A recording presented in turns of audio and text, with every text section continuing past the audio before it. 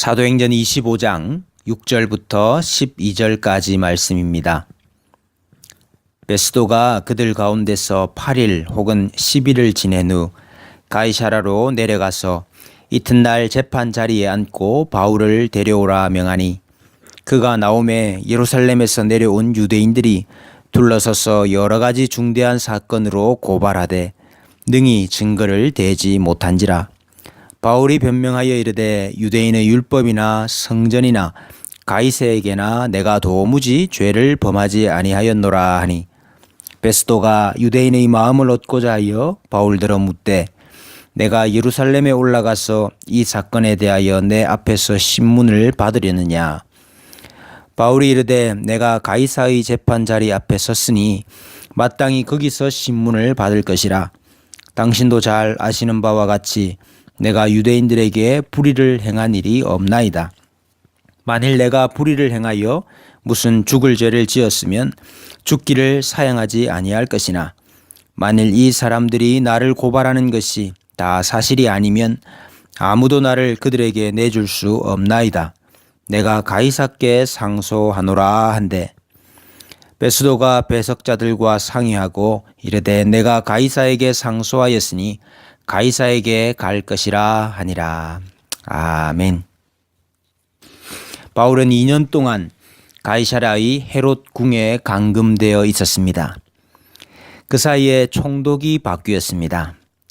벨릭스가 물러나고 신임 총독 베스도가 즉위하게 됩니다.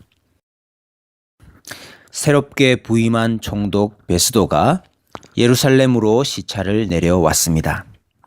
대제사장들은 총독이 바뀌고 또 어수선한 틈을 타서 집요하게 바울을 예루살렘에서 재판받게 해달라고 요청을 합니다. 매복하였다가 길에서 죽이기 위함이었지요. 그러나 베스도는 자신이 예루살렘 시차를 마치고 다시 가이사라로 돌아가면 거기서 재판하겠다라고 말합니다. 그리하여 가이사라에서 다시 재판이 열립니다. 2년 전처럼 유대인들은 웅변가 드디오를 고용하지 않았습니다. 오히려 바울 주위에 둘러서서 여러 가지로 바울을 고발했습니다. 그러나 죽일 만한 혹은 벌을 줄 만한 어떤 혐의나 증거도 되지를 못했습니다. 바울은 자신이 유대인의 율법이나 성전이나 가이사에게도 죄를 짓지 않았다라고 말합니다. 그러자 베스도가 유대인들의 마음을 얻고자 하여서 내가 예루살렘으로 올라가서 재판을 받겠느냐 묻습니다. 그랬더니 바울이 나는 가이사께 상소하노라. 그리하여 베스도는 내가 가이사에게 상소하였으니 가이사에게 갈 것이라 하는 판결을 하게 됩니다. 바울은 재판 과정에서 직간접적으로 5번이나 무죄라 하는 점이 기록이 되었습니다. 첫째는 천부장이 바울에게 변명하게 했을 때에 바리새인들 사이에서 있었던 말이지요. 둘째는 천부장 글라우디오 루시아가 총독 벨릭스에게 보낸 공문서 속에 나타납니다. 세 번째는 총독 베스도가 그를 방문한 아그리빠 왕 앞에서 한 말이요. 네 번째는 바울의 변호 직전에 베스도가 아그리빠 왕에게 한 말입니다. 다섯 번째로 바울이 아그리빠 왕 앞에서 자신을 변호한 후에 왕과 함께한 자들이 한 대화 속에서 이 말이 나오지요. 악행의 혐의는 하나도 없고 단지 자기들의 종교에 관한 것뿐입니다. 예수라 하는 자가 죽었다가 살아있다 주장하는 문제입니다. 만약 가이사에게 상소하지 않았더라면 석방될 수 있었을 것이다 하는 무죄 선언들입니다. 동일한 누가가 기록한 누가복음에 보면 예수님도 재판과 관련하여서 모두 5번의 무죄 선언을 듣습니다. 나는 그에게서 죽일 죄를 찾지 못하였으니 때려서 놓겠노라. 예수께서 무죄하심에도 불구하고 십자가의 길을 가셨다고 한다면은 바울이 무죄함에도 불구하고 로마까지 죄수의 몸으로 끌려가야 함을 우리에게 보여주고 있습니다. 유대인들의 이 송사 사건에 대해서 로마의 군인들과 총독들은 별로 중요하지 않은 하찮은 일로 생각을 합니다. 자기들끼리 종교의 문제로 싸우고 있다. 이 사람은 무죄다라고 생각을 했습니다. 그렇다면 풀려나야지요. 5번이나 이 사람은 죽일 만한 죄가 없다라고 평가를 했다면 마땅히 석방이 되어야지요. 그런데 왜 풀려나지 않고 있습니까? 몇 번이나 똑같은 재판을 지리하게 받고 있는지 모릅니다. 왜 예루살렘에서 가이사랴로 끌려가야 하고 가이사랴에서는 2년이나 지체하면서 총독이 바뀌어 또 똑같은 재판을 받아야 하고 기어이 가이사에게 송사하여서 로마로 가게 되는 일이 일어나게 되는 것입니까? 풀려나면 바울이 4차, 5차 선교 사역을 새롭게 할 수 있을 것 같은데 말입니다.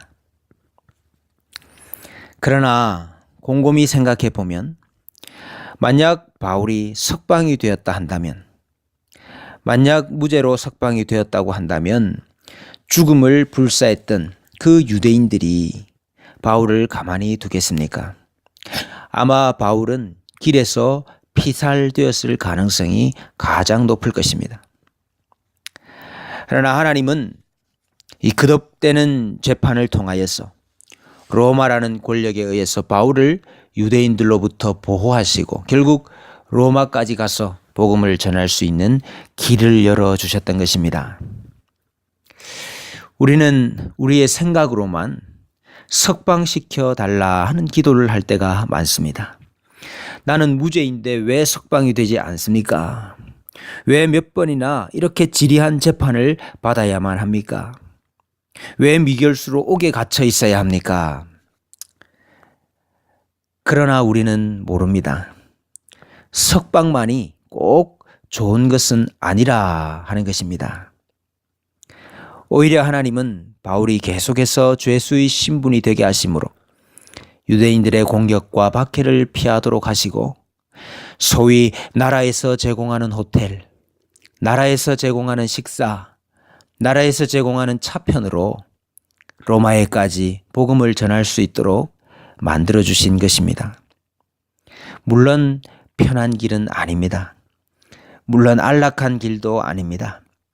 그러나 하나님의 방법과 하나님의 때를 따라서 바울을 구원하시고 인도하시는 것을 우리가 봅니다. 우리의 뜻대로 되지 않는다 할지라도 아버지의 더 좋은 뜻이 있음을 믿음으로 살아야 할 것입니다. 바울은 이러한 믿음이 있었기에 이렇게 고백합니다. 우리가 사방으로 우겨쌈을 당하여도 쌓이지 아니하며 답답한 일을 당하여도 낙심하지 아니하며 박해를 받아도 버림받지 아니하며 거꾸로 뜨림을 당하여도 망하지 아니한다 고백하고 있습니다. 우리가 잠시 받는 환난에 경한 것이 지극히 크고 영원한 영광의 중한 것을 우리에게 이루게 하실 줄을 믿습니다. 오늘도 이 믿음으로 담대하게 살아가시는 하루 되시기를 축복합니다.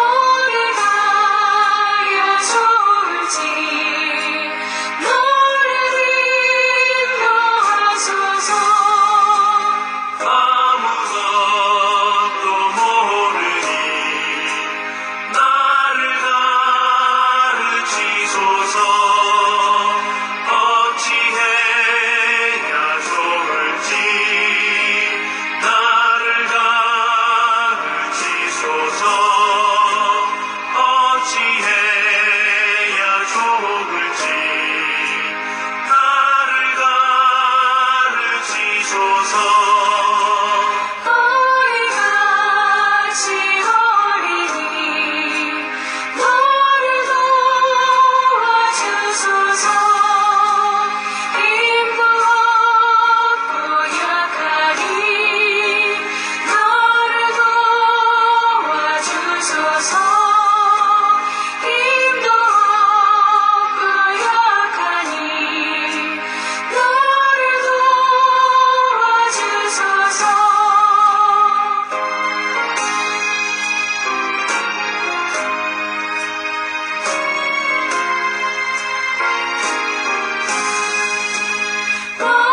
시